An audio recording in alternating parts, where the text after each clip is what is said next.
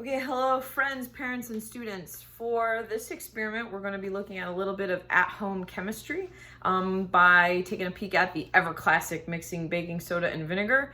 Everybody's done this at some point in their lives, but now is as good a time as ever to take a closer look at what's actually happening. Okay, so the first thing that we're going to do here that's a little bit different than what you're normally seeing by just mixing baking soda and vinegar is that this container has baking soda in it, and this side actually has baking powder in it in about equal parts. So at some point, everybody, I think, kind of wonders what even is the difference between these two substances because they look so similar, they kind of taste similar, but baking soda is actually sodium bicarbonate, and baking powder is a mixture of calcium carbonate and sodium bicarbonate. There are also a couple of more preservatives in there. They do both react in the presence of vinegar, which I'm going to show you right now. So here goes the baking powder. You can see and hear that you get a little bit of a reaction out of that. And then here's about the same with the baking soda, which obviously gives you a much bigger reaction. Now the reason for that is has to do with the nature of the substances.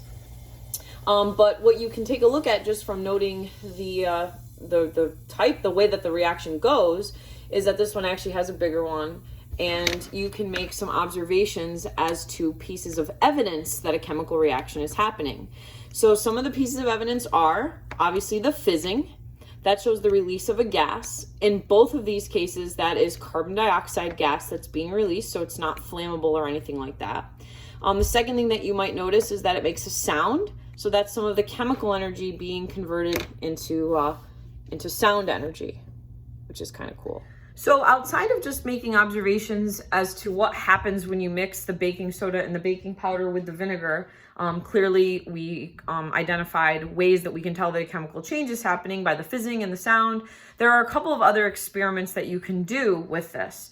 The first is you could take a few different substances. So you could take baking soda, baking powder, flour, sugar, other things that look similar, and you can mix them with vinegar and try to narrow down which each one of them is by comparing it to what you just saw with, baking soda having the bigger reaction than baking powder. Flour obviously would have no reaction, and so forth. So you can use this as a way to identify an unknown substance.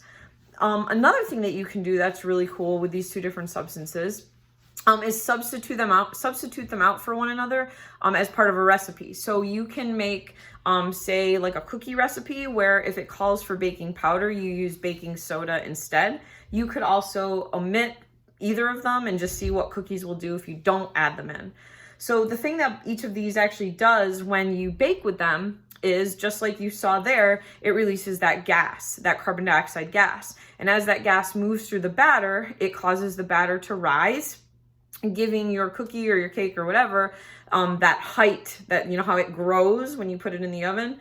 That comes from the gases that are released by these two substances. So it's kind of cool to see how baked goods will come out differently if you substitute them out for each other or you don't use them at all.